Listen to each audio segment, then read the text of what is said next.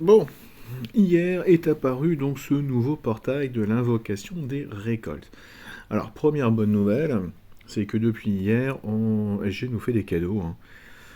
Hier, nous avions eu deux héros entraîneurs, et là, on a des troupes. Donc, c'est très très sympa.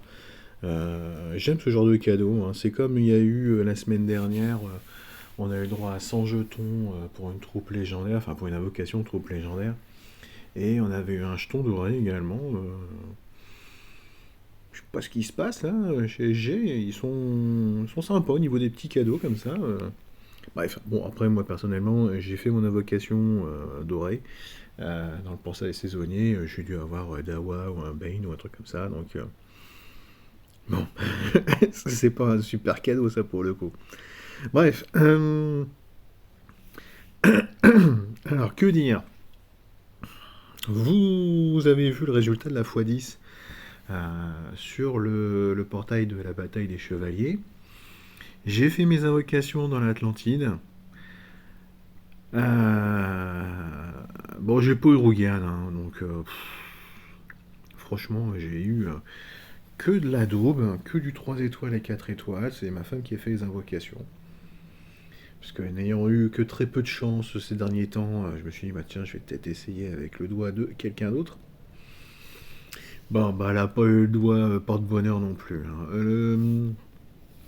Le seul truc positif que j'ai eu, c'est je pense que j'ai chopé le costume d'Améona, parce que j'ai déjà Améona, mais que je n'ai jamais terminé d'améliorer. J'ai eu, voilà, si, j'ai eu Agway que je n'avais pas du tout.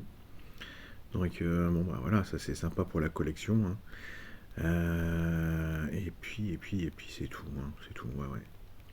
Voilà, donc voilà les nouveautés quand même qui sont apparues, mais alors sinon que dalle, même pas le HOTM. Et donc Rougian, bon en même temps Rougian, hein, il a un an et demi, hein, enfin elle a un an et demi,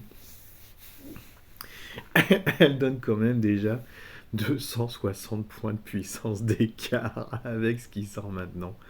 Donc je sais même pas pourquoi en fait je suis resté dans la tête. Ouais, je veux économiser mes pièces Atlantide pour choper Rougian, ce que je l'ai pas eu. Mais waouh, en fait je sais même pas. Ouais, regardez quoi. En limite break 2 et avec les talents de maître donc qui vont jusqu'à 25, hein, on est au niveau des Ocean costumes des S1 Toon quoi. C'est ridicule. Donc ouais, je l'aurais attrapé, je sais même pas ce que j'en aurais fait au final. Bref. Bon, allez, on va parler donc de cette invocation de récolte. Alors, invocation de récolte, moi j'avais vu une vidéo en bêta des On Gaming qui nous a montré un petit peu ce portail. Bon, il a un truc sympa, c'est qu'il n'y a aucun héros S1. Voilà, c'est là hein, qu'on le voit, donc il n'y a aucun héros classique. Et tous les héros sont donnés avec les costumes s'ils existent. Donc ça, c'est très très sympa. Par contre, c'est un portail complètement fourre-tout, hein. Très très compliqué de partir à la chasse là-dedans pour un héros, hein.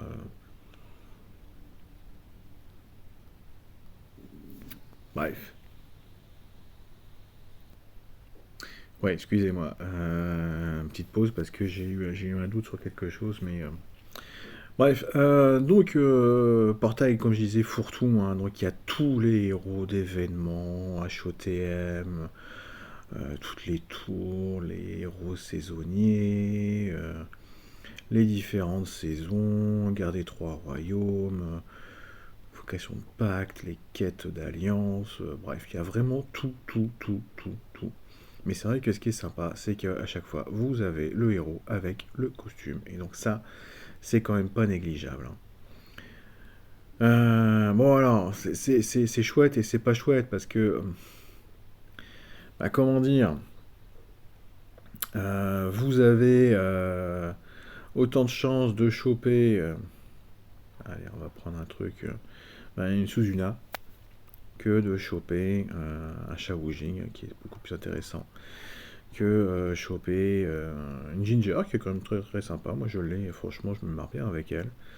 que de choper une Bernadette, que choper un Morel costume, même si commence à avoir des stats un petit peu vieillissantes quand même, hein, aussi, un Morel costume. Mais voilà, des héros qui sont vraiment très intéressants, impactants et résistants que de choper un truc qui est strictement ridicule. Deuxième truc rigolo quand même dans ce portail, c'est que vous avez la possibilité, donc vous faites une invocation, et à chaque à chaque fois à la fin d'invocation, vous avez une petite roulette qui se déclenche. Vous avez à peu près donc une chance sur 3 de choper au moins un tirage supplémentaire. Parce que voilà, si vous avez tous les pourcentages tout en bas, hein, si vous additionnez, ça fait à peu près une trentaine de pourcents. Je ne sais pas calculer d'ailleurs. 6, on est à 8,6, 8,6, 9, ouais, c'est ça. On est autour de 30% donc de chance de choper un autre héros supplémentaire. Alors, vous avez une chance sur 5 en fait d'avoir un tirage supplémentaire. 6% de chance de choper 2 tirages supplémentaires, 2,6 pour 3 tirages. Et après, ça devient complètement ridicule, hein, même pas 1% pour avoir 5 tirages supplémentaires. On tombe à 0,1 pour avoir 9 tirages supplémentaires. Bon, alors un aspect qui est rigolo, c'est que bien forcément, ça vous donnera peut-être plus de chances de choper un héros 5 étoiles, mais ça vous donnera aussi plus de chances de pouvoir donc donner des héros à donner, à bouffer à vos héros que vous êtes en train d'améliorer aussi, quoi. Ce qui fait que il est marqué qu'une fois 10 c'est 3400 gemmes. Bah, c'est possible qu'en fait, qu'en faisant un coup de 400 gemmes, vous puissiez choper 10 héros avec peut-être que 400 gemmes. Ça vous fait une fois 10 mais bien que 400 gemmes. Et bon, c'est 0,1% de chance. J'ai pas été regarder sur YouTube s'il y avait pas mal de vidéos d'invocation autour de ça, mais bon, moi, de toute façon, je vais pas aller chercher, hein. Pour moi, c'est trop un portail fourre-tout. J'aime pas trop ces portails fourre-tout. Soit vous n'avez, voilà, vous êtes free to play et vous avez économisé, vous dites, bah ouais, je vais dépenser les 3400 et puis on verra bien s'il y a un truc sympa qui sort. Parce que vous avez très très peu, enfin, très très peu. Vous avez Si, vous avez très très peu de chance effectivement de retomber sur un héros que vous avez déjà chopé en 5 étoiles.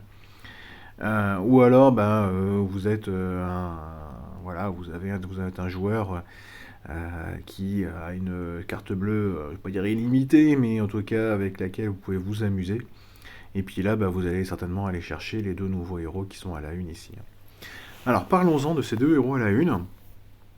Donc une nouvelle famille. La famille des renards. Alors, nous avons donc White Fang, c'est le premier, il est bleu, 1089 de puissance, donc on est sur les puissances actuelles. Ranger, bon, c'est pas la meilleure classe, mais c'est sympa quand même. Famille renard qu'on va détailler, et un passif par contre qui est exceptionnel. Franchement, c'est la première fois qu'on a un passif qui va baisser les soins des adversaires, quoi. Mais quand on dit qu'il baisse les soins des adversaires, c'est pas un petit peu, parce que ça pourrait être 5-10%, qui aurait quand même déjà un petit impact non négligeable, mais là c'est moins 50% pour tous les ennemis. Et ce qui est rigolo, c'est que c'est un peu comme la famille lunaire, c'est qu'on il n'y a pas besoin en fait, il n'impacte pas un adversaire en particulier, ça impacte toute l'équipe en face. Et ça, c'est vraiment très très fort comme passif. En général, les passifs, c'est souvent quelque chose qui va être propre en fait au héros. Et parfois, ça peut impacter effectivement un petit peu plus, mais de là à impacter, je pense, je pense vraiment au héros lunaire un petit peu dans ce style-là, ou qui rendent inefficaces les sbires classiques. Mais là, franchement, le passif, il est très très fort, moins 50%. Moi, je pense déjà à un truc, c'est que ces héros de la famille donc, des renards, qui pour le moment sont 2, et ils ont tous les 2 le même passif, ils sont associés avec des héros qui balancent des démons. Parce que l'adversaire en face, il va choper les démons, mais en plus, il va pas pouvoir se soigner correctement pour pouvoir retirer les démons. Ça va être un enfer. Là, vous avez si vous êtes si vous avez un deck avec plein de héros qui balancent des démons, je vous souhaite franchement de choper des héros de type, de cette famille-là, qui vont devenir infernaux en face. Hein, c'est un truc de dingue. Donc le passif déjà il est exceptionnel. Le bonus, le bonus de famille. Donc les héros renards invoquent un sbire renard rusé pour eux-mêmes au début du combat.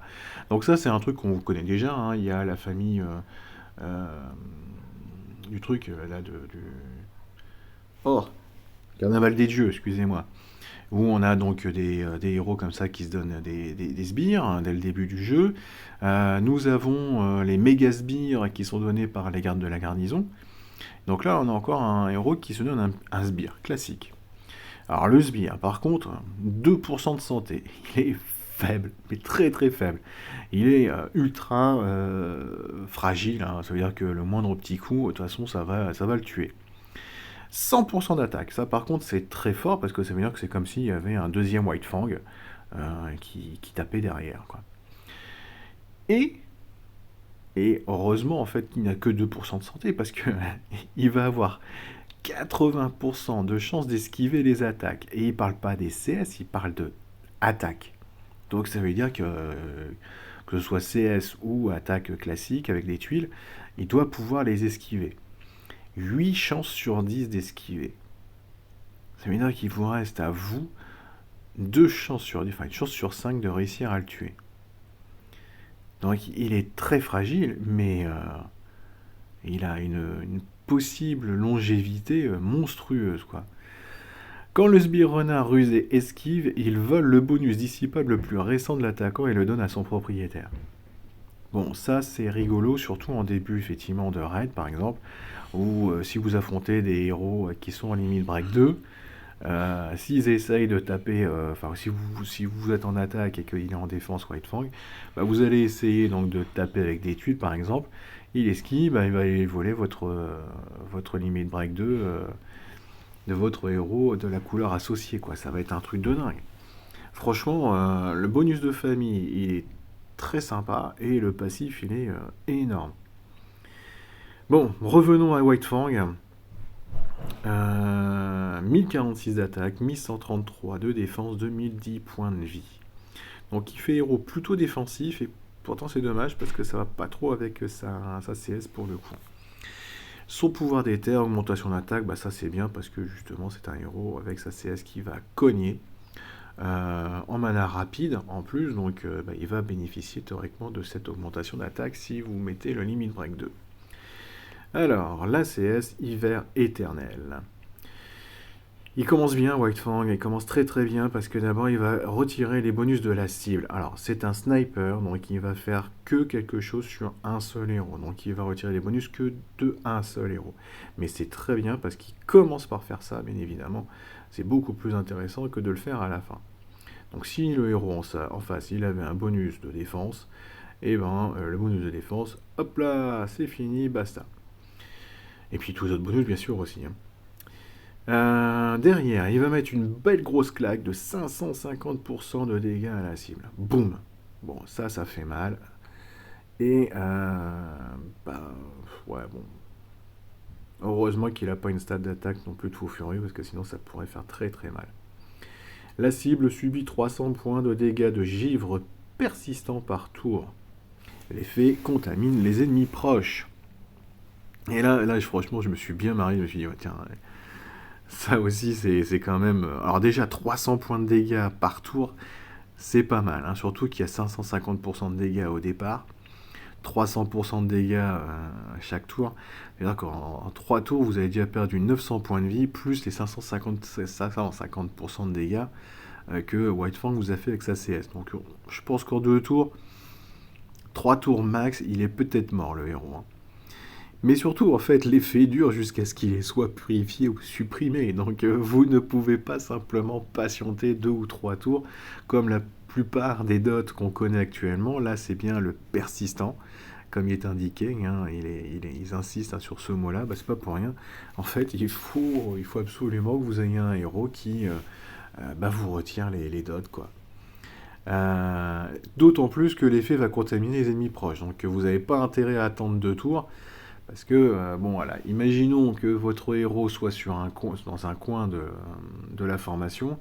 En 2 tours, il a été contaminé le héros central. Donc bon, voilà, vous purifiez pas trop. Vous avez 3 héros en fait qui ont été touchés pendant un petit moment, mais ça a touché que 3 héros.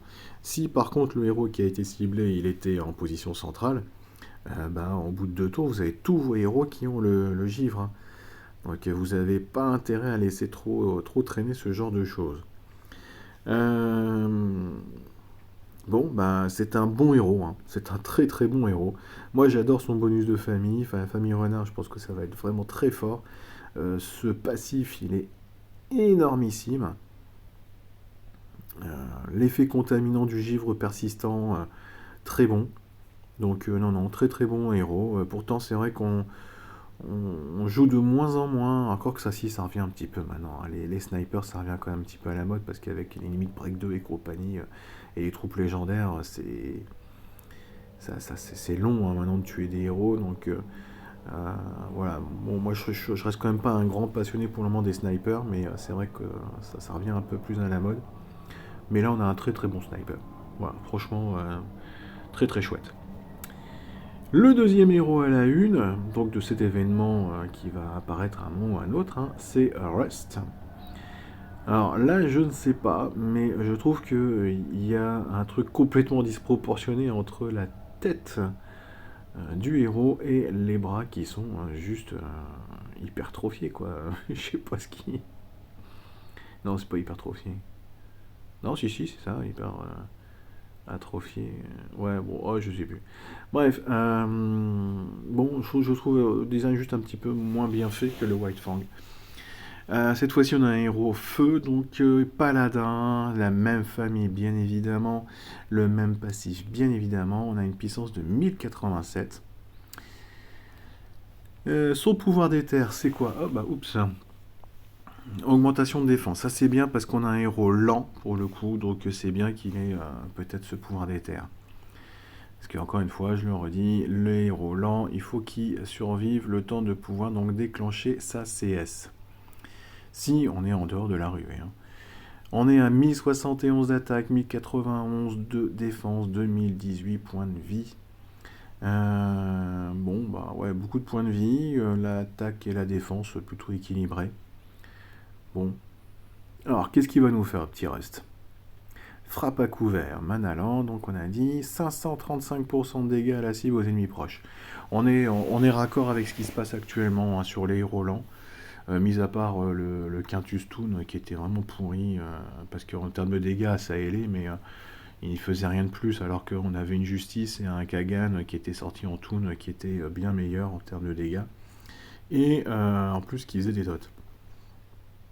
Donc là on est bien, hein, 535% sur 3, en lent on est très bien.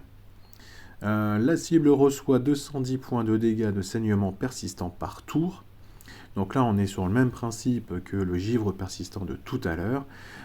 Il va falloir soigner absolument pour pouvoir retirer le saignement. Sinon, tous les tours, c'est 210 points de vie qui disparaissent. Attention, là, c'est la cible. Ça veut dire que vous n'avez touché... Enfin, vous tapez sur 3 héros au départ, mais après, derrière, il n'y a qu'un seul héros qui prend le saignement persistant. Et il n'est pas contaminant. Contrairement à White Fang, qui va aller, donc avec son dot, il va contaminer. Donc ça, je trouve ça un petit peu dommage, parce que pour le coup, déjà, les dégâts de saignement, ils sont un peu plus faibles. Et bah, le saignement persistant, sur un seul héros, ça aurait pu être... Si ça avait été les 3 héros qui prenaient les saignements persistants, j'aurais peut-être rien dit. Mais là, qu'il y a un seul et que ça contamine pas, je trouve ça un petit peu bizarre par rapport à White Fang. Moi, c'est mon avis. Bon, après, sa CS n'est pas terminée à Rust. Il va encore faire autre chose, puisqu'on est bien sur frappe à couvert. Mais l'allié qui a la santé la plus basse, excusez-moi, à couvert pendant 5 tours. Cet effet ne peut pas être dissipé. Alors, c'est indiqué, quand il est à couvert, l'allié ne subit pas de dégâts des attaques normales ou spéciales. Le personnage mettant l'allié à couvert, c'est-à-dire Rust ici, va subir 50% des dégâts qui sont infligés donc au héros qui est à couvert. Donc le héros qui a la santé la plus basse, donc qui devrait peut-être mourir le plus rapidement derrière à la base, bah, se retrouve complètement protégé par Rust, qui a donc une belle défense quand même, beau paquet de points de vie, il est paladin, donc en plus il va donc avoir possibilité de se mettre ce petit bonus supplémentaire de défense. Et puis quand vous allez faire des dégâts à la base sur le héros ciblé en quelque sorte, le héros à couvert, et Rust finalement ne prend que la moitié des dégâts. Bon, bah il est sympa quand même Rust, hein. Donc vous allez vouloir taper sur le héros à couvert, vous ne pourrez pas. Rust ne va prendre que 50% des dégâts, et en plus il va se soigner de 1750 points de vie sur 5 tours. C'est-à-dire, j'avais fait le compte, ça fait 350, hein. Ouais, attendez. 5 x 3, oui c'est ça. 350 points de vie chaque tour. C'est pas mal du tout, hein. C'est un joli soin. Et alors, il fait ça que sur lui-même. Voilà, je suis pas fan des héros qui se soignent tout seuls. Mais là, le soin en plus, il est quand même assez costaud et ça va bien en fait avec sa CS. De mettre l'allié avec la plus, enfin voilà, les points de vie les plus faibles à couvert. Derrière lui, il prend les dégâts, mais il en prend pas beaucoup. Enfin, il en prend que la moitié et il se soigne. Donc, ça va permettre en fait au héros qui est à couvert de peut-être se soigner par un autre héros à un moment ou à un autre, et donc de pouvoir revenir vraiment dans le jeu derrière. Donc un héros intéressant, Rust. Juste, voilà, moi je suis un petit peu déçu que le saignement persistant soit pas sur les 3 ou alors qu'il soit contaminant. Ça aurait été un peu plus sympathique pour pouvoir lui donner un petit peu plus donc de possibilités. C'est vrai que j'ai pas parlé de White Fang, qu'est-ce qu'on peut en faire? Alors Rust, bien évidemment, on peut parler de la ruée, il n'y a pas de souci. Mais dans les tournois booster de bonus, bah lui, il peut quand même donner un bonus à un allié parce qu'il va le mettre à couvert, donc cet allié-là va avoir un bonus. Lui, il va se soigner, donc au tour par tour, donc il va se donner un bonus. Bon, je sais pas. Je sais pas trop. Sur les boosters de bonus, je sais pas. Il faudrait vraiment que le bleu soit interdit pour qu'il puisse éventuellement être intéressant. Et à ce moment-là, mettre en tank. Voilà, si le bleu est interdit, vous le mettez en tank et un booster de bonus, ça peut peut-être le faire, ouais. Bon, c'est pas exceptionnel, mais je pense que Kagan, à la limite, sera peut-être plus impactant, parce qu'il va faire mal sur 3. Donc, bref. Sur les tournois sans soin, pourquoi pas, hein, pourquoi pas, pour le fait qu'il va pouvoir donc mettre à couvert un héros qui aura la santé la plus faible. Mais encore faut-il qu'il ait le temps de déclencher sa CS, quoi. La dernière partie de la CS ne fonctionnera pas, bien évidemment, et surtout le passif ne fonctionnera pas non plus. Et White Fang, parce que c'est vrai que j'en ai pas parlé.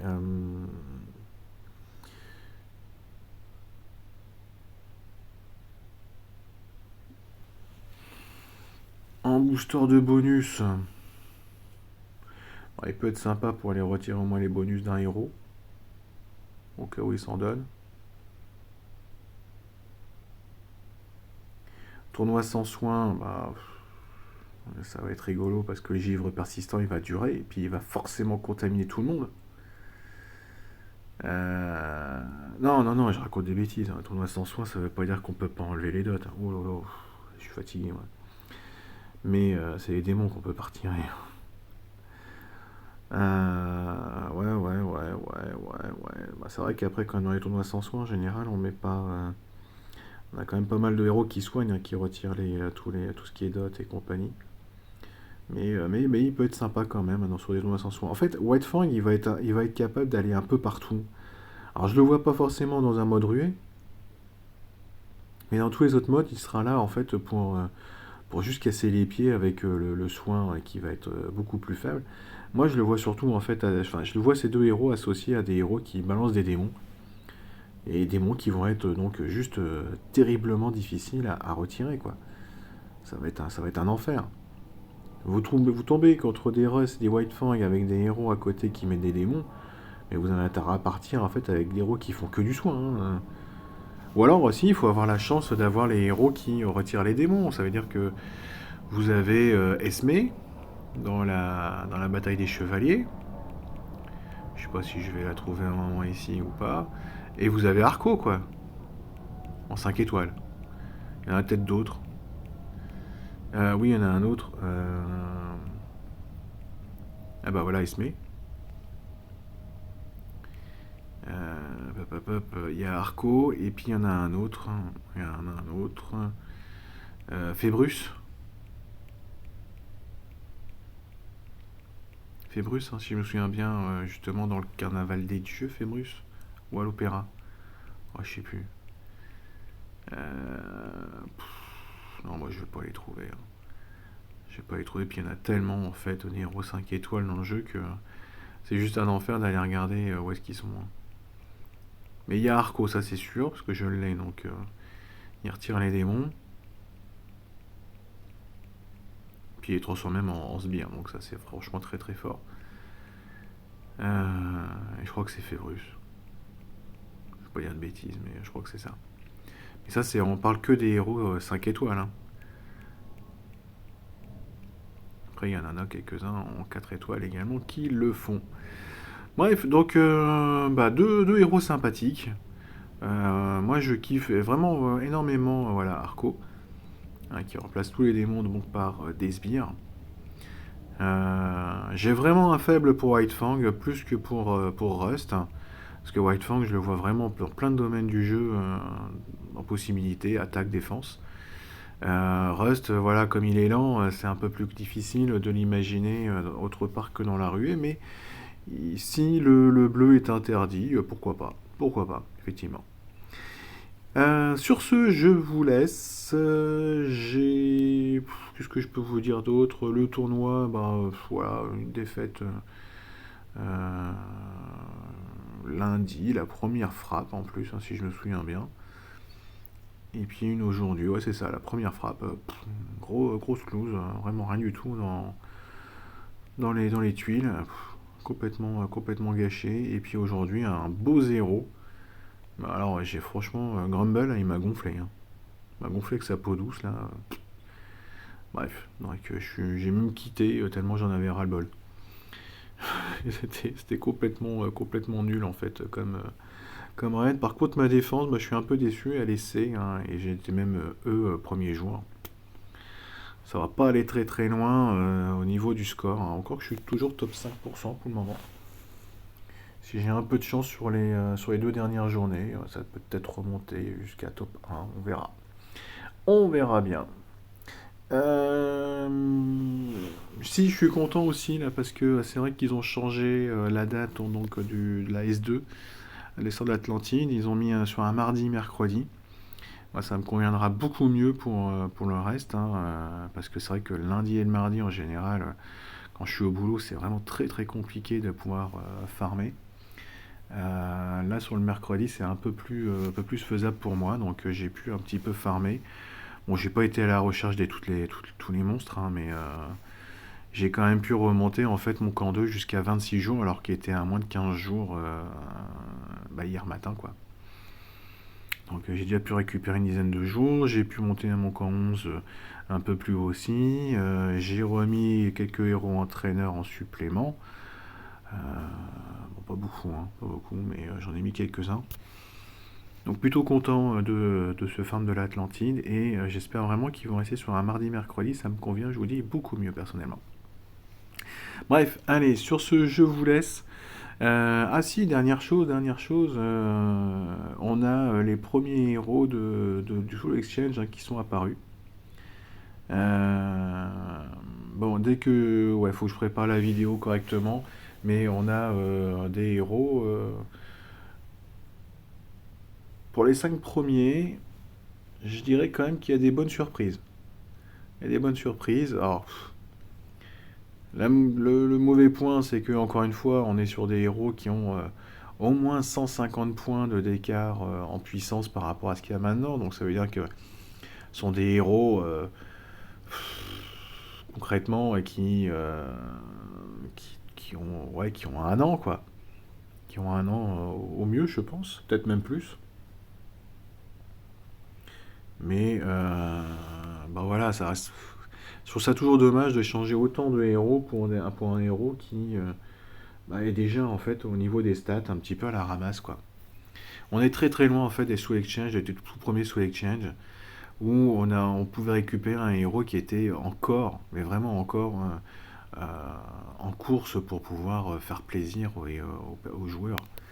Là, en fait, il faut vraiment bien choisir son Soul Exchange dans lequel on va échanger, si vous n'êtes pas en capacité d'échanger à chaque fois, pour vous dire est-ce que je le fais, est-ce que je le fais pas, est-ce que c'est vraiment intéressant, est-ce que c'est pas intéressant. Je vais pas dire que je regrette d'avoir pris Cupido la dernière fois, enfin pas la dernière fois, même au tout début de l'année, parce que je pouvais pas imaginer en fait que j'allais avoir autant de chance sur les tirages derrière, mais au final Cupido je l'ai toujours pas fini, et ça doit faire 6 mois de ça, quoi. Et pourtant c'est un très très bon héros, mais j'ai eu beaucoup de chance sur les tirages derrière, donc j'ai tout misé sur les autres héros que j'ai eu, hein. Je parle de Medea, Sparklight, Shad que j'ai chopé, non, King Long je l'avais peut-être eu avant, mais j'ai chopé Satori que j'ai monté, Lemonwood, Timius, hop, hop, hop, j'ai eu Richard Toon, j'ai eu Miss Ethel, Chapelier Fou, Nomi Ventus.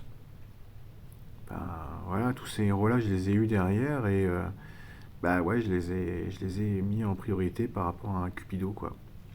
Donc Cupido, il est quand même déjà à 3,70, hein. Il est plus très très loin, il va y aller, hein. Il va les avoir, ces anneaux, mais bah ouais, j'ai mis la priorité sur d'autres héros. Et d'ailleurs, c'est vrai que sur les anneaux, il y a Sparklight quand même qui est passé devant lui. En rouge, il y a un Marjana qui est passé devant lui, Domiventus. Donc il y en a quand même trois qui sont passés devant lui pour prendre des anneaux. Bon, je suis navré pour toi, Cupido, mais je vais m'occuper de toi, c'est certain. Là, je termine Marjana Toon. D'ailleurs, j'ai terminé Marjana, j'ai fait le Toon, et là, je suis en train de m'occuper d'un autre costume, et puis il me reste encore un. Voilà, pop, pop, pop, et puis peut-être que je vais m'occuper de Cupido, ouais. Parce que Cupido, il y a quand même ce pouvoir. Et lui, il aura son limite break 1, c'est certain. Et de pouvoir bloquer 3 héros en soin irréfléchi, un soin inconscient, comme ils disent, c'est quand même très très fort, hein. Ça bloque 3 héros, c'est quand même génial.